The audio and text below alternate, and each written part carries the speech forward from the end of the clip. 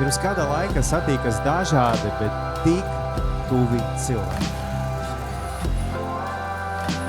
No pirmas minūtes sarunas vijās pašas par sevi. Tā sajūta, kad ir silti atrasties blakus un ir daudz kopīgā.